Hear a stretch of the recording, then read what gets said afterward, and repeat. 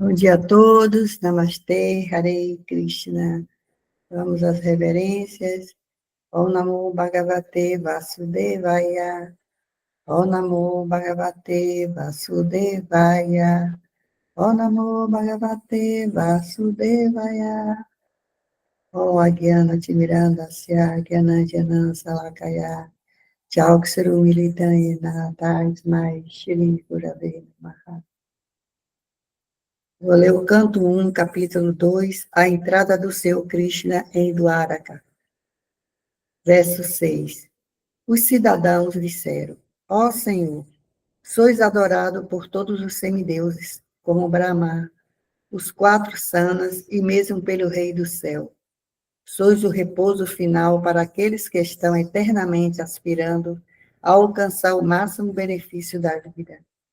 Sois o Senhor supremo e transcendental, e o tempo inevitável não pode exercer sua influência sobre vós.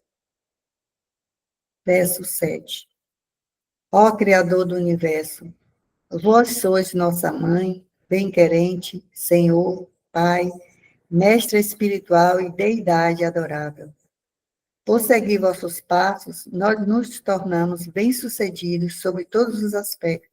Portanto, pedimos em oração que continueis nos abençoando com vossa misericórdia. Repetindo o verso 6. Os cidadãos disseram: Ó Senhor, sois adorado por todos os semideuses, como Brahma, os 4 sanas e mesmo pelo Rei do Céu. Sois o repouso final para aqueles que estão eternamente aspirando a alcançar o máximo benefício da vida. Sois o Senhor supremo e transcendental, e o tempo inevitável não pode exercer sua influência sobre vós. Verso 7. Ó Criador do Universo, vós sois nossa Mãe, bem-querente, Senhor, Pai, Mestre espiritual e Deidade adorável. Por seguir vossos passos, nós nos tornamos bem-sucedidos sobre todos os aspectos. Portanto, pedimos em oração que continueis nos abençoando com vossa misericórdia. Gratidão, Hare Krishna. Eu vou fazer o sânscrito. Verso 6. Om natasmat natas dangri pankajam virincha vairincha surendra vanditam parayanam kshemam yechatam param nayatra kala prabhavit para prabhu. Verso 7. Om bhavayanastvam bhava vishvabhavana Tvameva matata suripati pita Tvam sadguruna paramam chadaivatam Yasya nuvritya kritino babhuvinma. Om Agyana Chimirandasya Gyaranjana Shalakaya Chakshurun Militanina Tasmai Shri Gurave Namaha. Om Hare Krishna, Krishna Krishna, Hare Hare, Hare Rama, Rama Rama, Hare Hare. Oh.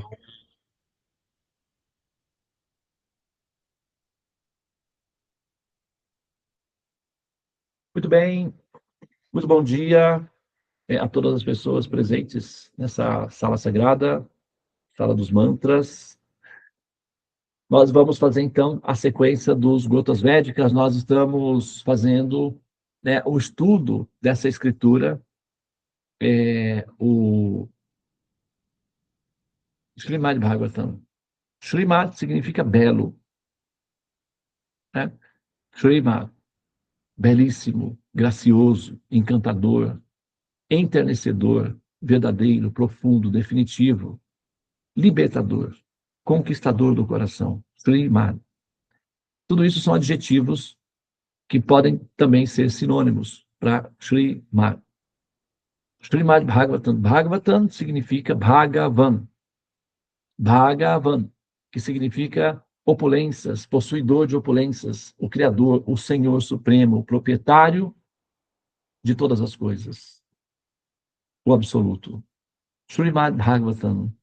Srimad Bhagavatam são as escrituras selecionadas, né? É como se fosse o néctar mais puro, mais elevado, é ouro de 24 quilates, né? Sem misturas.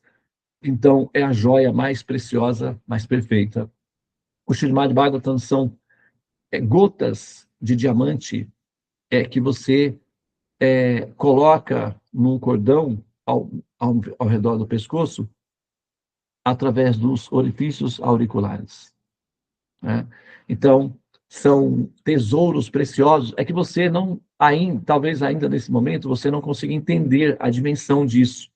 Quando é que você vai entender a importância que isso teve ou tem na sua vida? Quando você estiver deixando o corpo. É como normalmente as pessoas descrevem, né? Como é deixar o corpo? Ah, naquele momento final passa um filme e a gente revive toda a nossa vida integralmente numa fração de segundo, mas é um processo quântico em que nós experimentamos tudo intensamente. Aquelas coisas mais importantes são as mais marcantes, né? Vocês já viram essa descrição? Então, quando vocês estiverem fazendo a passagem, essa força dessa Shakti que o Srimad Bhagavatam produz sobre você, vai aparecer no peso da balança. Vai dar uma diferençazinha aí, hein? Naquele momento, você vai dizer assim, poxa vida, mas o Prabhudevananda foi muito incompetente. O Prabhudevananda falhou terrivelmente comigo. Estou completamente decepcionado com ele. Por quê? Porque as gotas védicas duravam tão pouco. Se eu soubesse que tinha esse valor, teria que ser 24 horas por dia e não apenas 15 minutos. Que pena que ele foi tão incompetente.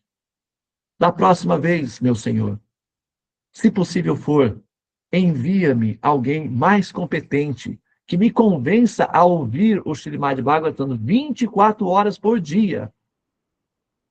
Essa vai ser a sua realização ali. Aqui é diferente. Ah, mas já não era para acabar, Prabhupada? Já passou os 20 minutos aí. Você prometeu que seria só 15. Aí, ó, tá bom, vai. Vou dar um créditozinho, mas não abusa muito não, tá? Porque eu tenho muita coisa importante para fazer. Então, aqui pode ser que seja assim, mas ali as coisas mudam. E quem perdeu pode ganhar. Tem uma música do Paulo Ricardo, né?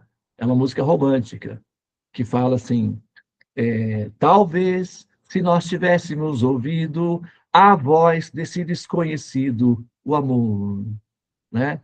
E lá na frente vai dizer assim, a música vai dizer, e quem perdeu pode ganhar, minha amiga, minha namorada, como é que eu posso te encontrar? Ou seja, o conhecimento é a nossa verdadeira amiga, a nossa verdadeira namorada. Tá aqui no verso, no segundo verso. Sobe um pouquinho o verso, por favor. Ele está inteiro aí na tela? Coloca ele inteiro. Você consegue colocar o segundo verso?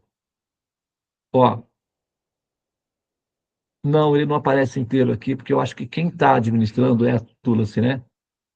Mas eu posso... Não sou Eu eu, posso... sou eu. É?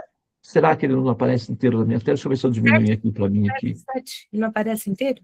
Aparece, agora sim. Aparece inteiro para mim, que estava alto, tava alto para mim. Olha só. Ó Criador do Universo, ó Bhagavan.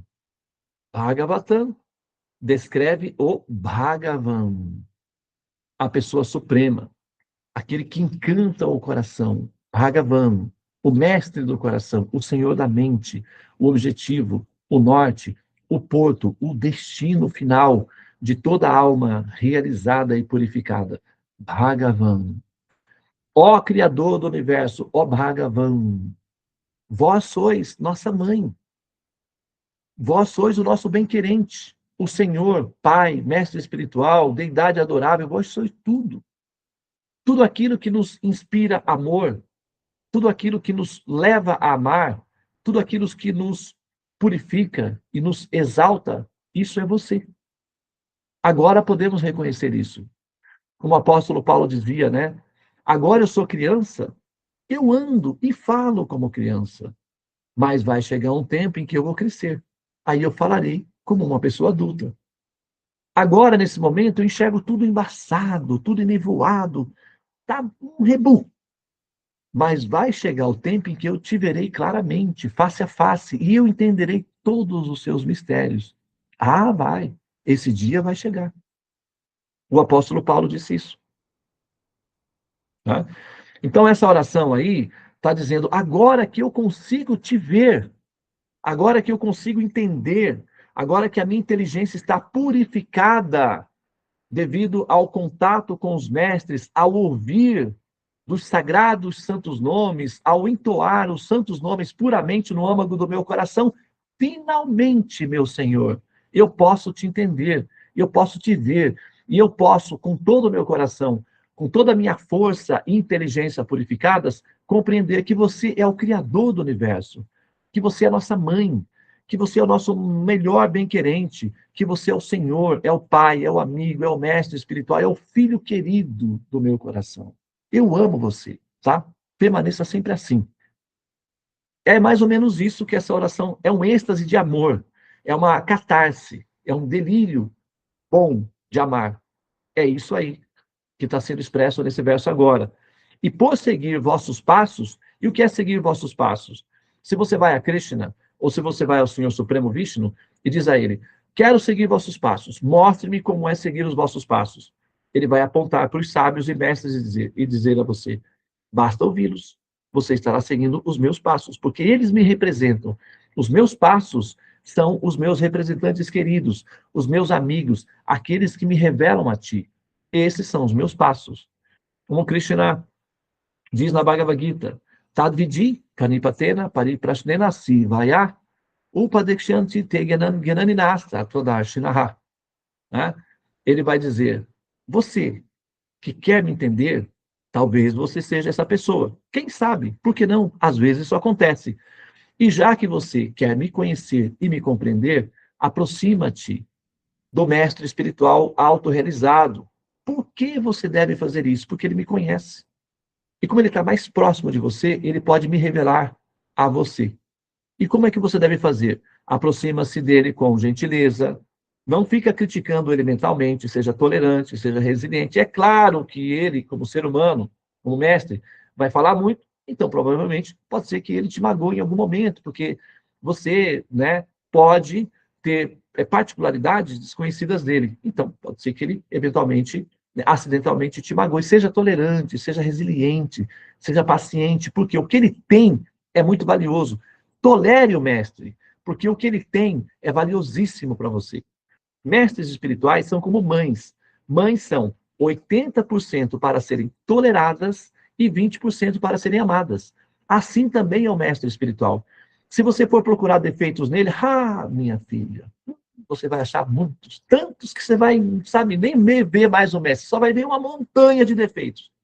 Mas seja inteligente, olhe como uma abelha, sobrevoe um campo de lixo e pouse na flor. Não seja como uma mosca, que sobrevoa um campo de flor e pousa nos resíduos. Seja uma abelha. Aproxima-te do mestre espiritual com a mente de uma abelha, com gentileza, com respeito, com carinho, com as mãos cheias. Não chega com avareza, tentando explorar dele o máximo que você tem, e esconde os seus tesouros, os seus préstimos, os seus frutos, apenas para o seu desfrute pessoal. Não seja avara, seja gentil. Ofereça serviços ao mestre espiritual e o faça com gratidão no coração. Todo o conhecimento que ele tem passa a ser seu por direito. Essa é a minha definição. Todo o conhecimento que ele tem passa para você por direito. E tudo que você tem que fazer, perguntas submissas, com gentileza, o que significa com respeito e com carinho, com gentileza, serviços amorosos e aproximar-se do mestre espiritual autenticamente querendo uma coisa importante dele. O quê? Os conhecimentos que estão com ele. Porque como eles me conhecem, eles veem a verdade, eles podem revelar a verdade. E porque eles não conseguem parar de falar, é fácil estimulá-los. E aí eles revelam tudo sobre mim. Basta ser gentil. Eles são extremamente fofoqueiros, só querem falar sobre os meus assuntos pessoais. Então, não é difícil conseguir deles o que você quer. Seja gentil, tolerante, respeitosa, carinhosa, e você terão deles aquilo que mais precioso eles têm, que sou eu mesmo. Eu sou o tesouro no coração deles. E assim que você se aproxima, você conquista esse tesouro, que sou eu. Eu passo a ser sua propriedade. Assim é que você me conquista. É mais ou menos isso, né, David? Ou eu aumentei um pouco? Não aumentei, eu somente esclareci, né, um pouco os detalhes do verso. Mas em termos de síntese, como se fosse uma semente, a tradução do verso é a seguinte: Tadvidi pranipatena, pariprashnena sevaya, upadekshanti teganan gnanina astatodashinaha. Aproxima-te do mestre espiritual e faça perguntas submissas, com resiliência, presta serviços, né? E ofereça em caridade. E você poderá me conhecer, porque aqueles que veem a verdade podem revelar-te a verdade. Aproxima-te do mestre espiritual e faça-lhe perguntas submissas. Então, se você for diretamente ao Senhor Supremo, ó Senhor do meu coração, agora que eu te vejo, quero te fazer uma pergunta. Como eu posso seguir os seus passos para que eu possa obtê-lo integralmente para todo sempre no meu coração? Porque só essa amostra grátis não vai ser suficiente. Vai ficar faltando. Eu quero sempre mais. Então, Krishna ou Vishnu vai dizer: aproxima-te do meu representante. Ele me tem infinitamente. Obtenha dele tudo o que você precisa. E você me terá. É isso que ele vai dizer para você. Por seguir vossos passos, né? Nós nos tornamos bem-sucedidas como almas. Aqui está falando bem-sucedidos porque ele está sendo falado por um sábio. Então ele vai falar na nomenclatura do masculino. Mas se você expandir isso em termos existenciais, está se falando das almas condicionadas, que somos nós. Com todas as almas, né? Então nós nos tornamos bem-sucedidas sob todos os aspectos. Olha lá, sob todos os aspectos. O que significa prosperidade, saúde, inteligência, vivacidade. Você fica uma pessoa saudável, com gestão emocional, se torna uma pessoa inteligente, proativa, rápida, dinâmica, criativa, sob todos os aspectos. Tá? Portanto, pedimos em nossas orações que continueis nos abençoando com vossa misericórdia. Ou seja, portanto, pedimos que você continue sempre sendo essa pessoa maravilhosa que você é e não saia do nosso campo de visão, porque nós não podemos mais conviver ou viver sem que você esteja presente. Você é o ingrediente principal da nossa receita. Então, por favor, mantenha-se assim como você é e esteja sempre aí onde você está para que eu possa visualizá-lo e me nutrir dessa visão transcendental. Isso é um diálogo de conquista. Na verdade, isso é uma conquista.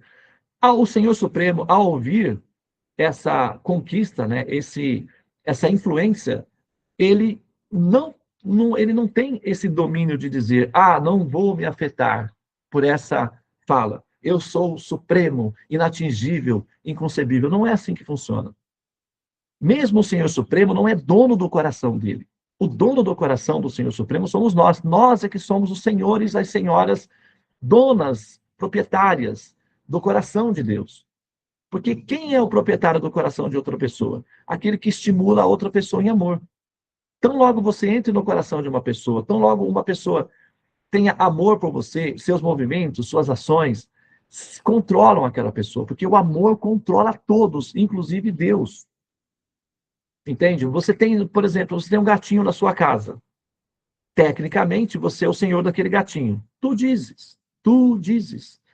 Porque se aquele gatinho fizer pequenos movimentos, as necessidades deles todas são atendidas por você, porque você o ama. Então, porque você ama, logo aquele ser controla o seu coração. E o gatinho nem sabe falar português, ou sei lá, inglês, nada. Não tem voz de defesa, não tem exigências, ele só existe. E o fato de ele existir controla o seu coração. Pode ser um gatinho, pode ser um cachorrinho, pode ser um bebê, pode ser uma pessoa. Tanto faz. É o amor que te controla. Assim é a lei. O amor controla tudo. O amor controla, inclusive, a pessoa suprema, o proprietário de tudo. E não importa que a pessoa é muito poderosa ou é proprietária de tudo. Se é uma pessoa amorosa, ela é facilmente controlável. Entendeu? Por amor, apenas. Como, por exemplo, o chefe de Estado, ok? O chefe de uma grande nação, ele pode ser poderoso, riquíssimo e tal, etc. Mas em casa, se ele tem um filhinho bebê, uma filhinha pequena, é essa pessoinha que controla esse ser poderoso. Então, é uma questão simples. Você pega uma gota de água do mar, você analisa uma gota de água do mar, você vai encontrar ali o quê? H2O, cloreto de sódio. Quer dizer o quê? H, né, 2, que são duas moléculas, dois átomos de hidrogênio, H, uma molécula de um átomo de hidrogênio e duas de oxigênio, né? H2O. É mais ou menos isso daí, tá? Não, agora, se é 2 de hidrogênio ou tanto faz. A ordem dos fatores não altera no produto. É água, ok? Você vai encontrar água, para diminuir aí, né, o caminho, você vai encontrar água e cloreto de sódio, que é o quê? Sal, cozinha. Então, você vai encontrar água e sal de cozinha em uma única gota. Agora, se você pegar um copo, vai ter mais cloreto de sódio e sal de cozinha, mais água e mais sal. Se você pegar um tanque, se você pegar uma piscina, né, você só vai aumentar a proporção. Ok? Agora vamos pegar o amor de um bebê, controla uma pessoa poderosa. Controlaria o dono de um planeta inteiro. Controlaria o dono da galáxia. Controlaria o dono do universo. Porque é uma refração, porque só vai aumentando a proporção. A pessoa só aumenta a proporção, mas o amor controla o poder. O amor controla o poder. Entende?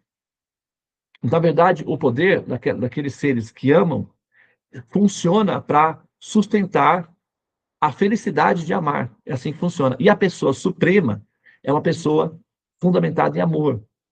É uma pessoa influenciada pelo amor. Então, em realidade, apesar de nós sermos pequeninas, é porque a gente está, né?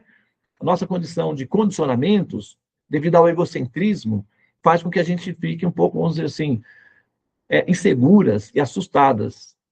Mas, afora isso, libertas do egocentrismo e do mal-estar da existência, que é a letargia, sendo almas puras, a força de emissão de amor naturais em nós controla a pessoa suprema, incentiva a pessoa suprema a sentir amor também. Então, ele não é ele que decide, eu decido que não vou amar essa pessoa, eu decido que vou amar essa pessoa. Não é assim que funciona. O amor não decide. Quem decide é o estímulo que ele sente. Ok? Então, para finalizar, eu vou apenas ler o verso aqui novamente. Não precisa pôr na tela, não, David. Eu leio aqui do celular. Tá? Tá no grupo, né? Os cidadãos disseram: ó Senhor, sois adorado por todos os semideuses, como Brahma, os quatro sanas, e mesmo pelo Rei do Sol. Sois o repouso final para aqueles que estão eternamente aspirando a alcançar o máximo benefício da vida. O máximo benefício da vida é a felicidade plena em estado de perfeição absoluta. Isso só é possível na transcendência. E para obter a transcendência como repouso e refúgio e residência definitiva, é preciso conquistar o proprietário da transcendência, que é a pessoa suprema. E essa pessoa é facilmente conquistável com atos de amor. Sois o Senhor supremo e transcendental, e o tempo inevitável não pode exercer sua influência sobre nós. Olha só o que eles estão dizendo aqui. O tempo inevitável não pode exercer sua influência sobre nós, porque agora nós já sabemos que somos eternas. E porque somos eternas, nós podemos alcançá-lo a qualquer momento. Porque não existe um momento em que nós deixaremos de existir. E o nosso propósito é conquistar o seu coração. Então, o seu destino é ser conquistados por nós, porque esse é o nosso propósito. Essa é a nossa missão existencial, esse é o nosso incentivo. Nós o enxergamos. E por enxergá-lo, fica difícil negligenciá-lo a partir de agora. Então, você é o nosso foco. Eu acho que é melhor você desistir de tentar fugir, porque em algum momento nós vamos te alcançar, mais cedo ou mais tarde, porque nós somos eternas, assim como você. Então, o tempo, que é uma ilusão, não tem domínio mais sobre nós. Não funciona mais. A fragmentação e a desistência, ou seja, o esquecimento, não está mais na nossa pauta. Nós somos eternas. E já está no nosso coração que você é o nosso objeto de conquista. Então, esse é o seu destino. Ser amadas por nós, ou ser amado por nós. Esse é o destino do Senhor Supremo. Ele tem um karma também. sabia? O karma dele é ser amado por você. Bom, todo mundo tem karma, né? Ninguém disse que seria tão fácil assim, até para ele. Mas é isso aí, entende? O tempo não exerce mais influência sobre, né? O tempo não pode exercer sua influência sobre vós. Agora, como nós somos vós, ou seja, tudo que existe é uma extensão da pessoa suprema, como nós. Então, dizer que o tempo não exerce influência sobre vós, também é dizer que o tempo não exerce influência sobre nós, porque nós não somos diferentes da pessoa suprema, uma vez que nós somos extensões dele. Então, é a mesma coisa. Dizer vós e nós é o mesmo, é sinônimo entre si, por quê?